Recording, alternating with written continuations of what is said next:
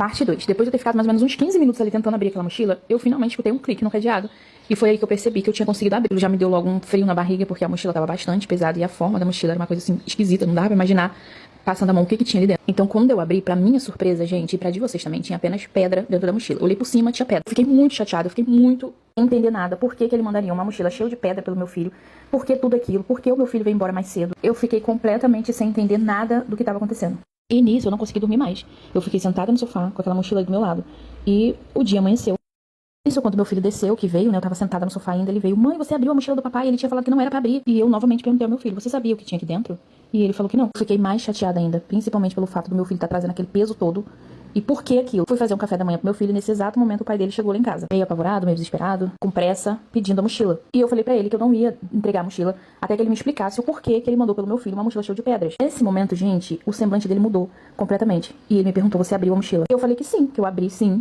Porque ele não falou nada, ele mandou a mochila pelo meu filho. Aquilo tava tudo muito estranho e eu precisava saber o que tinha ali dentro. Era meu filho que tava carregando aquela mochila. E ele não me deu uma satisfação pra aquilo. Ele não me explicou, ele não falou nada, ele só falou que tava brincando, que era uma brincadeira, pra ver se a gente era curioso, pra ver se o meu filho era curioso, pra ver se eu era curioso, pediu a mochila. Mas ele fez uma questão tão grande da mochila, tão grande. Só que no momento eu não percebi o desespero dele pra poder pegar a mochila. Ele segurou aquela mochila com com um amor tão grande por aquela mochila, com um apego tão grande, que eu, na hora, eu nem percebi tudo isso, porque eu tava tão chateada pelo fato dele ter mandado aquela mochila pesada, fazer o meu filho carregar pedra à toa, e aquela explicação que ele deu nada a ver com nada, e na hora eu não me toquei. Ele simplesmente pegou a mochila e saiu. E eu não tive notícias dele durante toda uma semana. A gente não tinha o costume mesmo de se falar quando meu filho não estava lá.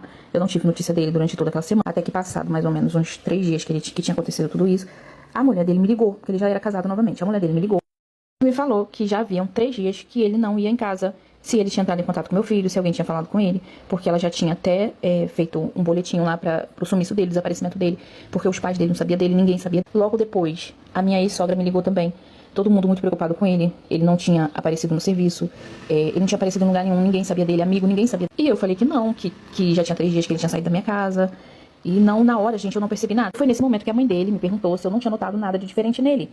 Aí me veio essa história das pedras na cabeça. Eu contei pra ela o que tinha acontecido em relação às pedras. E ela me contou que realmente ela viu ele arrumando essa mochila.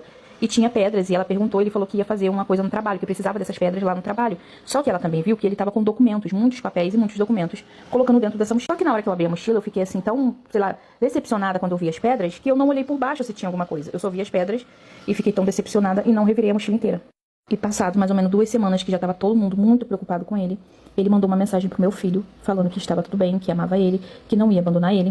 Ele tinha tido uma oportunidade de uma vida fora do Brasil e que ele não podia deixar isso de fora. Ele simplesmente vendeu casa, vendeu carro, vendeu algumas coisas que